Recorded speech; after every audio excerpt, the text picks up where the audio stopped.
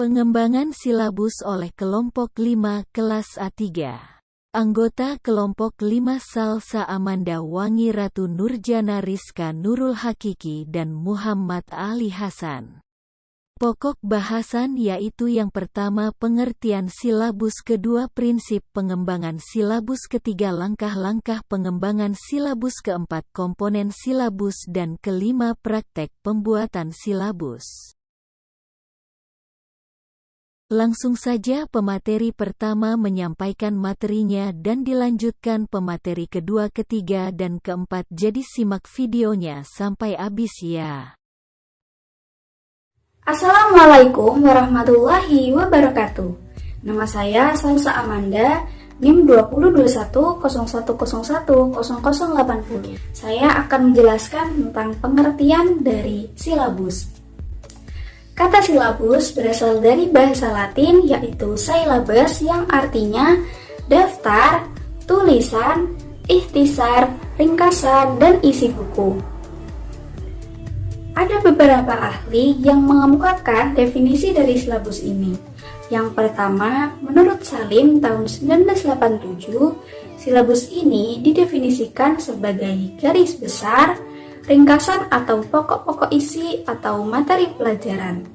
Yang kedua, menurut Yula Elawati tahun 2004, silabus merupakan seperangkat rencana serta pengaturan pelaksanaan pembelajaran dan penilaian yang disusun secara sistematis, memuat komponen-komponen yang saling berkaitan untuk mencapai penguasaan kompetensi dasar.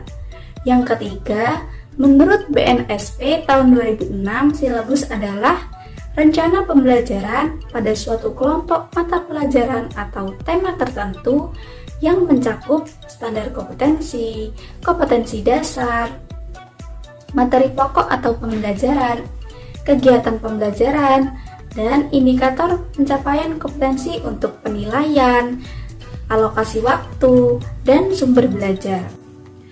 Nah, berdasarkan beberapa definisi tersebut, maka dapat disimpulkan bahwa silabus merupakan penjabaran dari standar kompetensi dan kompetensi dasar ke dalam materi pokok atau pembelajaran, kegiatan pembelajaran, dan indikator pencapaian kompetensi untuk penilaian, serta bermanfaat sebagai pedoman pengembangan pembelajaran lebih lanjut, mulai dari perencanaan, pengelolaan kegiatan pembelajaran, dan pengembangan penilaian. Mungkin itu saja yang dapat saya sampaikan, kurang lebihnya mohon maaf. Terima kasih. Wassalamualaikum warahmatullahi wabarakatuh. Assalamualaikum warahmatullahi wabarakatuh. Perkenalkan, nama saya Wangi Ratu Nurjana, NIM 202101010062. Di sini saya akan melanjutkan presentasi dari teman saya. Saya akan menjelaskan mengenai prinsip pengembangan silabus. Apa saja prinsip pengembangan silabus itu? Yang pertama ada ilmiah, relevan, sistematis, konsisten, memadai, aktual dan kontekstual, fleksibel, serta menyeluruh. Lalu, apa itu prinsip ilmiah? Prinsip ilmiah memiliki arti seluruh materi dan kegiatan yang ada dalam silabus harus benar dan dapat dipertanggungjawabkan secara keilmuan. Lalu prinsip relevan memiliki arti bahwa cakupan, kedalaman, tingkat kesukaran, dan urutan penyajian materi dalam silabus sesuai dengan tingkat perkembangan fisik, intelektual, sosial, emosional, dan spiritual siswa. Lalu ada prinsip sistematis. Artinya komponen silabus harus saling terkait secara fungsional dalam mencapai kompetensi. Ada prinsip konsisten.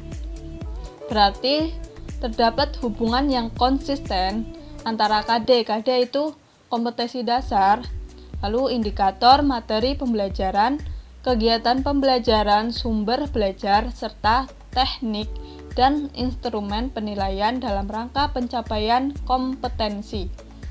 Selanjutnya, silabus harus memadai. Artinya, cakupan indikator, materi pembelajaran, kegiatan pembelajaran, sumber belajar, dan sistem penilaian cukup untuk menunjang pencapaian kompetensi dasar.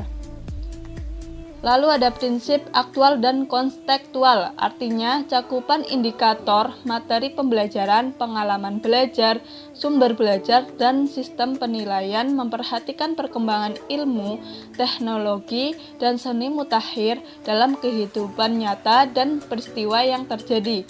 Sedangkan prinsip fleksibel memuat makna bahwa seluruh komponen silabus dapat mengakomodasi keragaman peserta didik, pendidik, dan dinamika perubahan yang terjadi di sekolah serta kebutuhan masyarakat. Lalu yang terakhir, prinsip menyeluruh.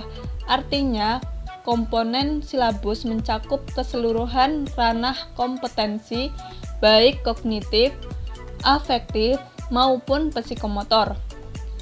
Sekian dari saya, semoga bermanfaat. Wassalamualaikum warahmatullahi wabarakatuh.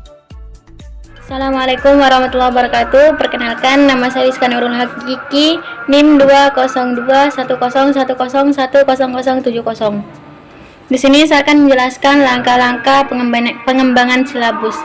Yang pertama, mengisi identitas. Identitas ini terdiri dari nama sekolah, kelas, tahun semester, mata pelajaran, dan standar kompetensi. Yang kedua ada menulis standar kompetensi. Standar kompetensi ini adalah kualifikasi kemampuan peserta didik yang menggambarkan penguasaan pengetahuan, sikap, dan keterampilan yang diharapkan dicapai pada mata pelajaran tertentu. Selanjutnya ada menuliskan kompetensi dasar. Kompetensi dasar merupakan sejumlah kemampuan minimal yang harus dimiliki peserta didik dalam rangka menguasai SK mata pelajaran tertentu. Kompetensi dasar ini dipilih dari yang tercantum dalam standar isi.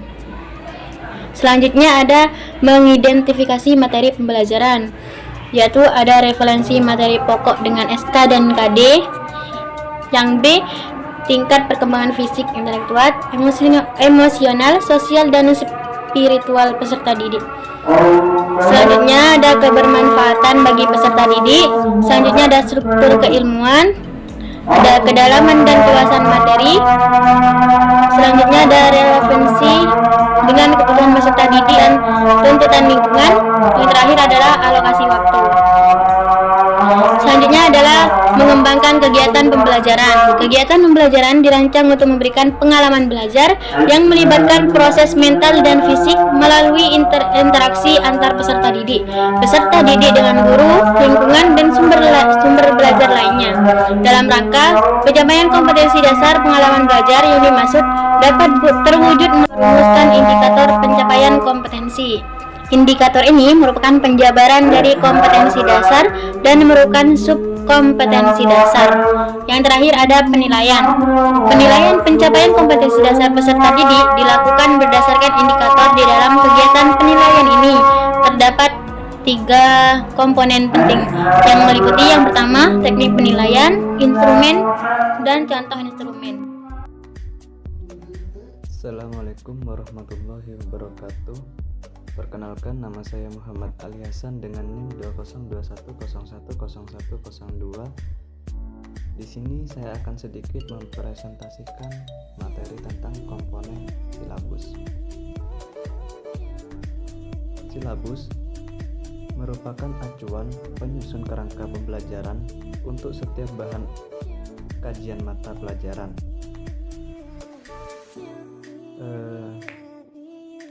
Silabus yang saya di PPT ini adalah silabus tahun kurikulum 2006, memuat komponen sebagai berikut. Yang pertama, identitas silabus. Yang kedua, standar kompetensi. Yang ketiga, kompetensi dasar. Yang keempat, indikator. Yang kelima, materi pembelajaran. Yang keenam, kegiatan pembelajaran. Yang ketujuh, penilaian. Yang kedelapan, alokasi waktu. Yang kesembilan, sumber belajar. Sementara untuk kurikulum 2013 seperti ini. Yang pertama, identitas mata pelajaran. Yang kedua, identitas sekolah. Yang ketiga, kompetensi inti. Kompetensi inti merupakan gambaran secara kategorial mengenai kompetensi dalam aspek sikap, pengetahuan, dan keterampilan yang harus dipelajari peserta didik untuk suatu jenjang sekolah, kelas, dan mata pelajaran. Yang keempat, kompetensi dasar. Kompetensi dasar merupakan kemampuan spesifik yang mencakup sikap, pengetahuan, dan keterampilan yang terkait muatan atau mata pelajaran. Yang kelima, tema. Yang keenam, materi pokok. Materi pokok memuat fakta, konsep, prinsip, dan prosedur yang relevan yang ditulis dalam bentuk butir-butir sesuai dengan rumusan indikator pencapaian kompetensi. Yang ketujuh, pembelajaran. Pembelajaran yaitu kegiatan yang dilakukan oleh pendidik dan peserta didik untuk mencapai kompetensi yang diharapkan. Yang kedelapan, penilaian. Penilaian merupakan proses pengumpulan dan pengolahan informasi untuk menentukan pencapaian hasil belajar peserta didik. Yang kesembilan, alokasi waktu. Alokasi waktu sesuai dengan jumlah jam pelajaran dalam struktur kurikulum untuk satu semester atau 1 tahun. Dan yang terakhir yakni yang 10, sumber belajar. Sumber belajar dapat berupa buku, media cetak, dan elektronik, alam sekitar, atau sumber belajar yang lain yang relevan. Silabus ini dikembangkan berdasarkan standar kompetensi lulusan dan standar isi untuk satuan pendidikan dasar dan menengah sesuai dengan pola pembelajaran pada setiap tahun dan ajaran tertentu. Baik, itu saja yang mungkin bisa saya presentasikan. Kurang lebihnya mohon maaf. Wallahul muwaffiq ila aqwamit thoriq. Wassalamualaikum warahmatullahi wabarakatuh. Selanjutnya saya akan menjelaskan tentang praktek pembuatan silabus. Yang pertama, kita harus memperhatikan komponen silabus, di mana terdapat 8 komponen di dalamnya, yaitu mencakup standar kompetensi, kompetensi dasar, materi pokok atau pembelajaran, kegiatan pembelajaran, indikator, penilaian, alokasi waktu, dan sumber belajar. Yang kedua, mengkaji standar kompetensi dan kompetensi dasar, di mana yang pertama harus urutan berdasarkan hierarki konsep disiplin ilmu atau tingkat kesulitan materi.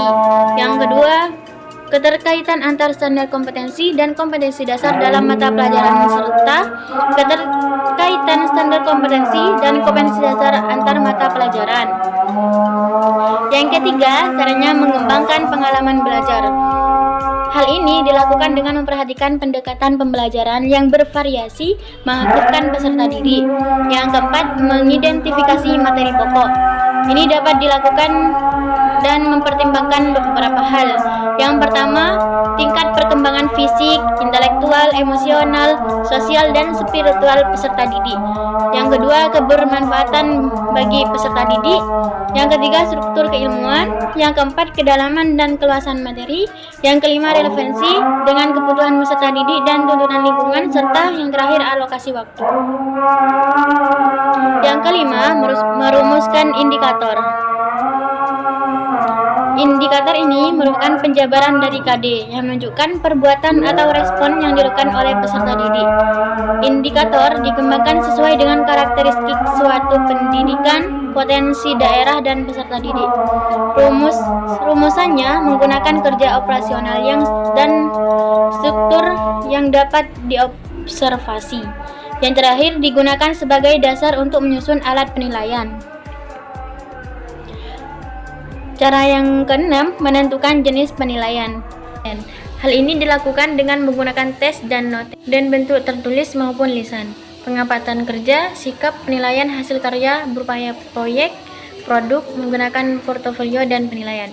Jadi untuk yang keenam ini, biasanya penilaian dilakukan dari seorang guru melihat bagaimana sih perkembangan peserta didik melalui tes atau notes maupun secara lisan atau ujian secara langsung, atau menilai dari kegiatan sehari-hari, dari sikap, atau dari proyek setiap hari. Yang ketujuh, menentukan alokasi waktu. Hal ini didasarkan pada jumlah minggu efektif dan waktu mata pelajaran per minggu dengan mempertimbangkan jumlah kompetensi dasar, keluasan kedalaman, tingkat kesulitan, dan tingkat kepentingan kompetensi dasar. Yang terakhir, menentukan sumber belajar.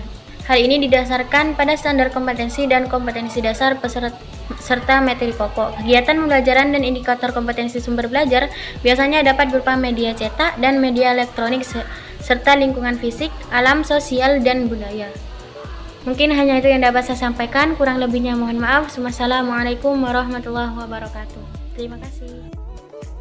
Terima kasih sudah menonton dan menyimak video kami. Semoga bermanfaat.